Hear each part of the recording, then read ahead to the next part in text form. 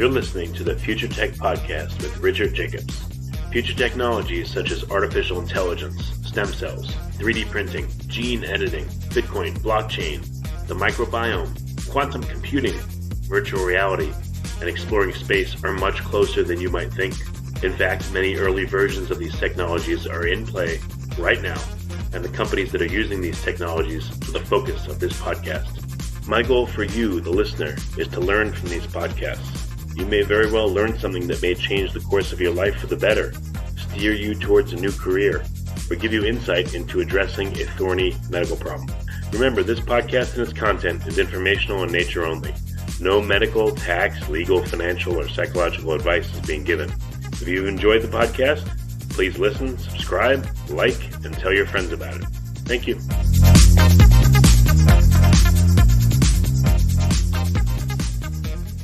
Hello, this is Richard Jacobs with the Future Tech Podcast. I have Jeffrey W. Hayzlett. He's the chairman of C-Suite Network. They're a podcast network that's not only doing podcasting, but many other things. So, Jeff, thanks for coming. How are you doing? I'm doing great. Thanks for having me. Yeah, tell me about C-Suite. What's the premise of the company? Well, we have 350,000 C-suite executives in our network. We have a community of the members itself, and most of those are made up of various councils or subject matter experts, specialty interest subject matters or geographies. So they're based on all those. So either position, roles, dollar amounts in terms of size of companies or types of companies, or they're gathered together by industry. Then we have the media side. The media, we certainly have a big newsletter that goes out every couple of weeks, but we have 59 television shows. We have 139 podcasts, and both of those categories growing for us. An academy. We have over 60 meetings around North America going on at any given time. And then on top of it, we help with connecting people with services and products and consultants and trainers. And so that makes up an entire ecosystem of a trusted embedded network that we serve. So the goal is to support C-suite executives and everything they do? Yeah, I mean, when you look at it, I've been a former Fortune 100 executive myself. And when I was managing a budget of 17 billion marketing spend. When I want to have advice or I want to be able to reach out and get connected to people, well, I want to make sure I'm doing the right kinds of things and with the right people in the shortest amount of or more efficient use of my time. And so it's tough to do that today. You look at LinkedIn. Hell, I can't tell who's big and who's small. I can't tell if they're real or not. I can't tell if that picture of that person is even real. And so you need, in a lot of cases, it's some guy who's acting like he's a woman executive of such and such and from India or wherever it might be, and reaching out trying to set appointments with me, and when I get there, it's not the same person. So it's that kind of thing. So I don't have time to waste. Time is inventory when it comes for executives, and so and I also want to do it at the highest levels possible. So and where am I going to do that? I'm going to be driving that as a real opportunity. I want to be able to do it in the best way possible. Okay, so what are some of the goals maybe for the next year for C-Suite? What are some of the milestones you're looking to hit? We're going to grow. I mean, that's the key. We're going to grow. I mean, that's the biggest thing that we're doing. So we're increasing our depth. I mean, it depends on which group that we have. So for instance, we have our Hero Club. I recently did a book called The Hero Factor, which outlines those, hero companies, what makes them different than all other companies. It's one of our fastest growing group. Overall, the C-Suite network has grown about 117% a year, or at least this year over last year. So we'll double our overall growth in terms of the whole company. Some of our other groups will see 10x fold in terms of growth. So it depends on which area. We're up on listenership. We're up 47% on our podcast listeners over last quarter alone. So I got different goals for different things. So, but all of them are about high growth. That's it. High growth. Okay. What's the point of having a podcast network? Like I do my own podcast, and you guys have many of them. What have you seen as the benefits of doing a podcast network? A couple of different things. One is by affiliating with a network, you typically are found by other people who are already listening to shows in that network. Just like, you would go to CNBC and you watching a business show, you get to see another business show. Otherwise, you're in la la land with everybody else on Apple or Roku or whatever it might be. So, it really makes it really tough for people to be able to find you. So affiliation is one of those things. And then, of course, with the network, you've got amplification. On the amplification side, we're out there pushing all of our shows. You don't have anybody, if you have a show today, that's pushing your show besides you, which is great, but doesn't help you. Yeah. It's just you talking to your audience and to the same people, so it makes it a little tougher. The next thing is then with the systems that you have as a network, where there's all kinds of analytics, all kinds of things that we can provide in a bigger way than you can get through say a Libsyn or something like that. And then last but not least, we sell advertising, so you get revenue. So we're outselling all the shows collectively. Collectively, we're a lot bigger than just individually. So almost everyone is making some level of advertising revenue. Some much bigger than others. Just depends on how popular they are. Okay, that makes sense.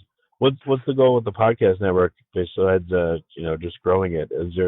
Will there be any like turning points you think you'll hit once you reach a certain size where you're going to be able to do more for your podcast shows or for listeners? Sure. I mean, we're always adding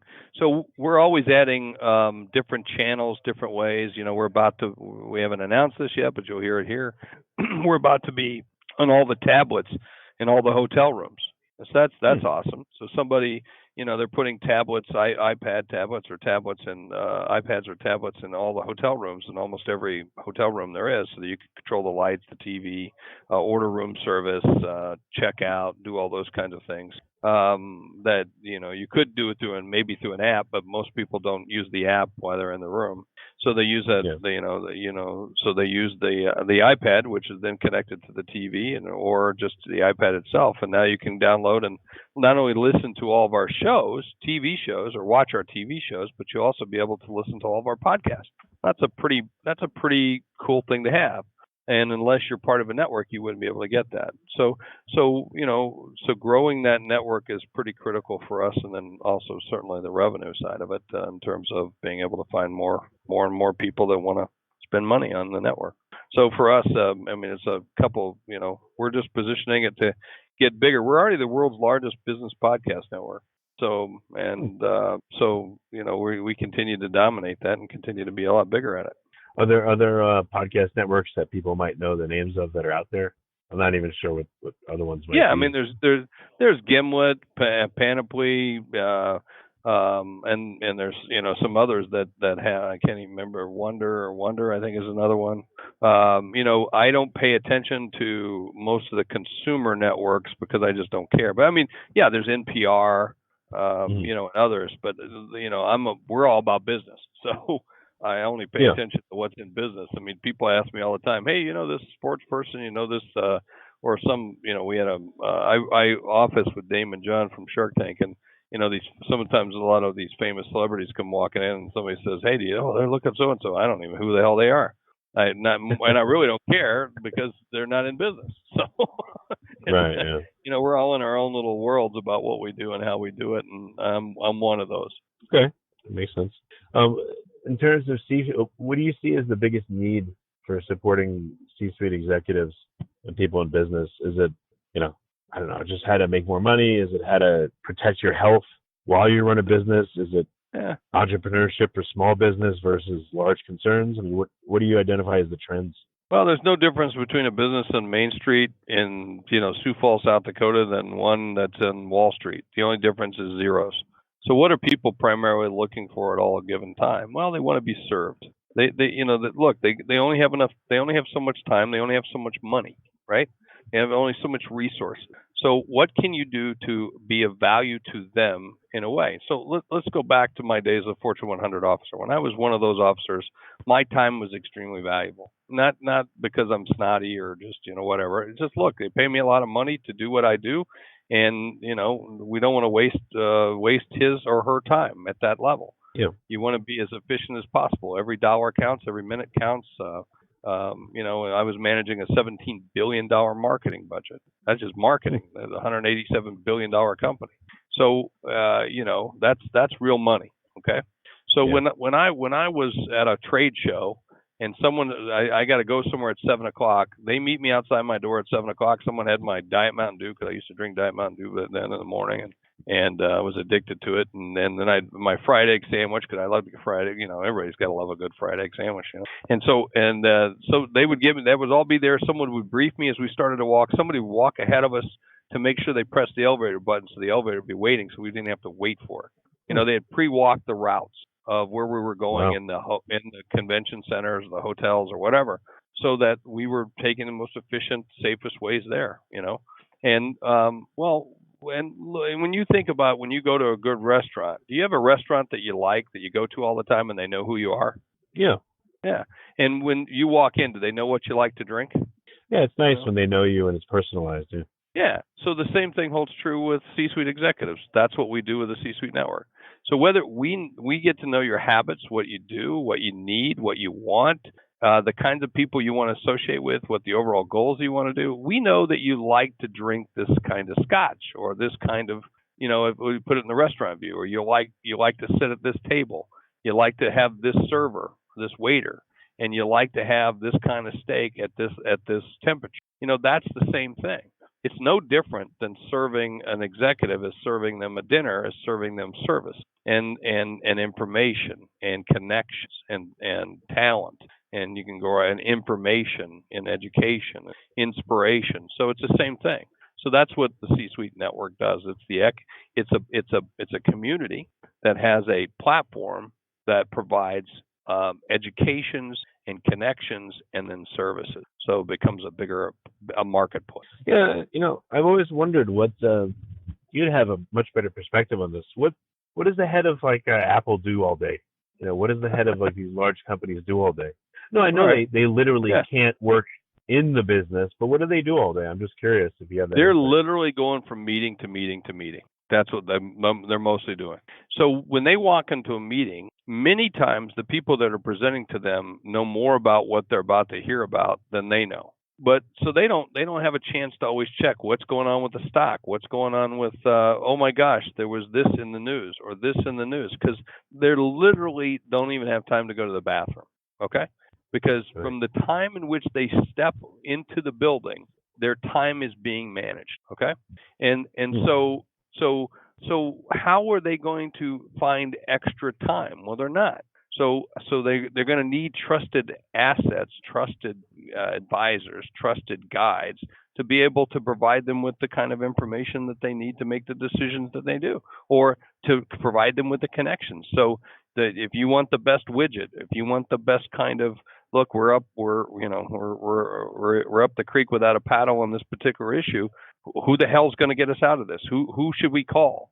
Well, then you need to have people that you can trust to be able to do it. So when you think about it, I mean, literally, the best time to reach an executive is well before 7 in the morning and well after 7 at night, because that's usually that's at least their time to some extent. But for some of us, even up until 10, 11 o'clock, you don't. I'm taking calls until midnight. Yeah, and then back up at 4 or 5 the next morning and out the door before 7. Do you feel, with that kind of schedule, do you feel efficient, or do you feel like your whole day is, what does it feel like? Do you just feel drained at the end of the day, or bewildered, or what is it like? Oh, you can, if you're doing it right, you feel inspired and motivated. You can't wait to go to bed at night so you can hurry up and get up in the morning, right? That's what you want. So, that's what I like to feel like, so that I can hurry up. I want to hurry up and go to bed so I can get up right away, so I can get going. That's the way I try to view it. But to do that, sometimes you have to step back. You have to start to again get efficient. You have to delegate a great deal more as a C-suite executive. You have to prioritize your time so that you can be much more efficient in the things that you're doing and get to your goals. So if they're not on your goals, if they're not on the things that are your conditions of satisfaction, then you don't put them on your list. Like, I'm not doing that. I just got through having a meeting with one of my execs a minute ago, and they had a pre-meeting before my meeting. And wait, you spent time in a pre-meeting before my meeting to get ready for this meeting, then I don't need to do the meeting. You already made the decision. What do I need to do? Why do I need to look at it? Now, if it doesn't have the things I want in it, you're going to have to deal with that. But if you're going to have a pre-meeting on a meeting, which I didn't ask you to do to begin with, then you're this meeting's a waste of my time. I'm off. Click, bye. And not trying to be an ass, but it's just like, well, but Jeff, I'm trying to save your time. Well, I appreciate that, but I didn't ask you to. Yeah. I'm doing this exercise because I want to also learn and understand the processes and steps. And now you want to take that away from me. Now, I didn't ask you for that. So let's be clear about our conditions of satisfaction. So that's the kind of stuff to kind of think through. Interesting. Any, as an executive, any delegations that you were surprised you had to do that to an outside person would be like either funny or weird or strange? Yeah, there's some of those. I mean, back when I was at that level as an executive, we had corporate planes, and I flew on corporate planes all the time. And everybody always ask, what do you miss the most about being out of that? And I always say the people, but then I really miss the plane. So let's be clear. Let's be honest. But they would sometimes they would take my luggage and unpack it. So I'd literally get off the plane. I wouldn't even touch my luggage. They'd take my luggage to the hotel because they would give me my hotel keys right as I got off the plane, and I would jump in a limo because let's say I flew to Germany and I arrived that morning, then immediately meetings start. Okay. And they pick me up. They pick me up, whether I've had sleep or not, and I go. And my room key, I don't even know what my room number is or what the hotel is. They're going to take me to it later that night. It's on an itinerary, of course. And then when I would get there, my clothes would be my clothes would have been ironed and unpacked. That's kind of weird, people touching your underwear, that kind of stuff, So you know what I mean? And I got to be where I would go like, you don't need to do that. Don't do that, Yeah. And they go, yeah, but we want you. No, don't do that. It's my stuff. I don't want you touching my underwear. No offense, Lisa, and I love you, and you're a great person, but no, we won't do that. Okay. So there's stuff like that, or they want to always carry your bags or stuff like. No, I can carry my own bag. Things like that they like to do for you, and the other thing I think that it's important for you to do those things yourself is that you don't lose touch, right? Of what it's like to be a real, true. And some of that you can get caught up in that stuff, as you can imagine, real quick, right? You get caught up in that real quick. What is family life? What happens to it? When you become a top executive, is it very difficult? Yeah. Sometimes does it blend into the business world, and you find yourself, I don't know, mentally confusing family with business sometimes somehow? Well, let's be clear. You can't have it all, can you? I mean, people think you can. I want it all. Well, it doesn't work that way. It's kind of like being on a seesaw. Remember a seesaw when you were a kid? Yep. Yeah, and let's say I'm a big guy. So, and I don't know what size you are, but let's imagine you're smaller than me. If I sit on that seesaw, you're stuck up in the air. So if you're trying to balance stuff out, they never balance. So life's like a seesaw. So if you're going to be real successful, you're going to have to give up something else. And so it's hard to find the balance. That's the one thing that you'll struggle with in this is always the balance. Now, Stephen Covey was a friend of mine many, many years ago. I knew him when I was a young man and shared stages with him. And he wrote the 7 Habits of Most Highly Successful People. It's a great book, by the way. You should read it. Don't listen to it because Stephen was fairly boring. But the book itself, and he said that in there you have to balance it between 4 things. Your business, your personal life, your spiritual life, and your friends. So I think that's the 4. Those 4 are pretty good, in my opinion. Your business life, your business, your personal life, your spirituality, and then your friends, right? And if you had one of those 4-way teeter-totters, okay, the one that used to spin around a little bit, and you put one of those goals in each one, I'm telling you, they can't ever be balanced. It's really tough. And so you just have to learn to set certain parameters, or what I would call walk-away values. So it's important for you to have the walkaway values that, so for instance, in the 90s, I was very much involved in Japan and in a lot of business over there, but I flew home almost every weekend. Okay, wow. So, Yeah, exactly. Because my children were growing up, and I wanted to be part of their lives. So at least Dad's going to be home on the weekends. So, and there were times when I would fly to Australia for a day, literally have a meeting, and fly back the same night. Oh my God, that's horrible. No, well, you could say that, but I got to see my kids' game. No, I know. No, I mean the physical toll on you. I mean, it's amazing you did that, but the physical toll must have been like big. Yeah. Although I'll tell you, the people that travel at the level I've traveled, you get used to it. Wow. You become. I'm very efficient on planes. I enjoy planes just because I get a lot of stuff done. But nonetheless, when you've traveled, I've gotten like 5 million air miles, 6, maybe 7 million air miles. That's a lot of air miles, right? Yeah. So, but I know guys that have more than I do. But yeah, I have so many air miles that when United launched the new Dreamliner, they invited me on the first flight.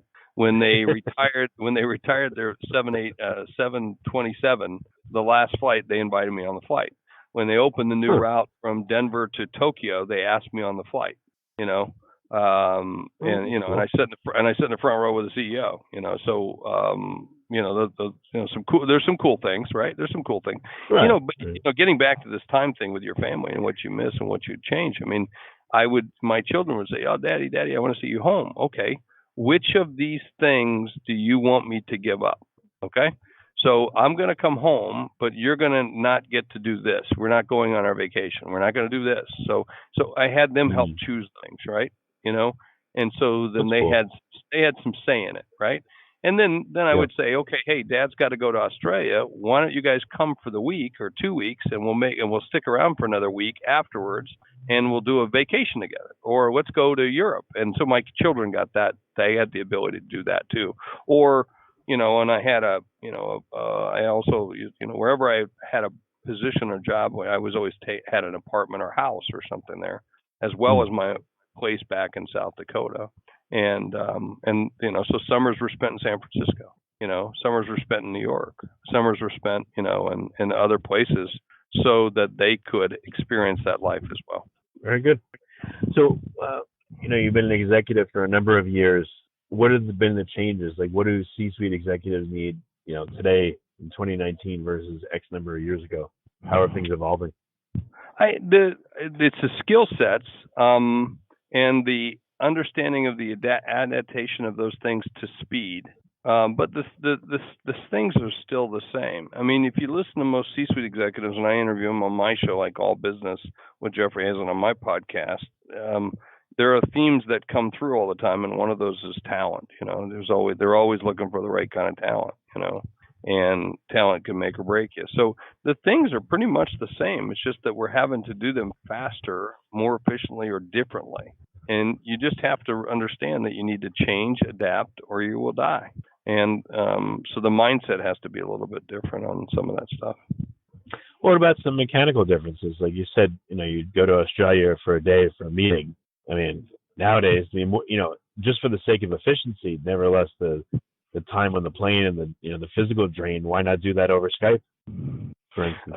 And some of that's good, but and by the way, there's more and more of that. Our own operation, we have offices around the country, and we use Zoom, and we're constantly having conversations on Zoom. And if we're going to have to talk to each other, we do it video now. But there are times in which you need to press the flesh. There's times in which you can't. You can't have a glass of scotch over Zoom. I mean, you can have it in one place, I can have it in the other, but it's not the same, right? Right. So the socialization is still the good news about being human. You still have to be human. So and it's better when you do that, because then you feel the emotions and you get to sense all the other things that are beneficial and the reasons why we are who we are. Okay.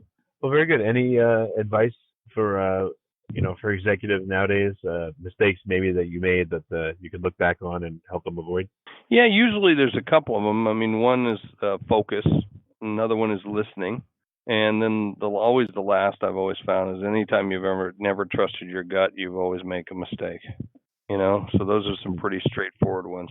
And, there's some old sayings. I don't care if you're millennial, I don't care if you're a baby boomer, I don't care if you're next gen, it doesn't make a difference. But there are some old sayings in this world that say, like, the early bird gets the worm, Right. Hustle outweighs brains any day. And, whenever you hear those kinds of things, they were said for a reason, because they work. So, so just take heed to those things and practice those things. And if you do, the golden rule still works. Golden rule still leads you to gold. Well, very good. So last question, what are a couple ways that people can experience the C-Suite network and start to get benefit from it? Well, thank you. If you're a CEO, you can go to ceoclub.com, so Hero Club. If you're you want to be a C-Suite member, come to C-Suite Network. We'll be glad to have you and put you into one of our many, many, many councils that we have. You can watch us on C-Suite TV. You can listen to us on C-Suite Radio or anywhere you get a podcast. And you can come see us at C-Suite Book Club. And so anything with C-Suite, you can just go look it up and find us. Okay. Excellent. That's a great name, totally applicable. So Jeff, thanks for coming onto the podcast. I appreciate your time. Well, thank you, my friend. Cheers.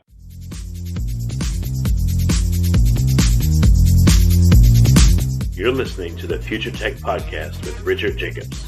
Future technologies such as artificial intelligence, stem cells, 3D printing, gene editing, Bitcoin, blockchain, the microbiome, quantum computing, virtual reality, and exploring space are much closer than you might think. In fact, many early versions of these technologies are in play right now, and the companies that are using these technologies are the focus of this podcast. My goal for you, the listener, is to learn from these podcasts. You may very well learn something that may change the course of your life for the better, steer you towards a new career, or give you insight into addressing a thorny medical problem. Remember, this podcast and its content is informational in nature only. No medical, tax, legal, financial, or psychological advice is being given. If you've enjoyed the podcast, please listen, subscribe, like, and tell your friends about it. Thank you.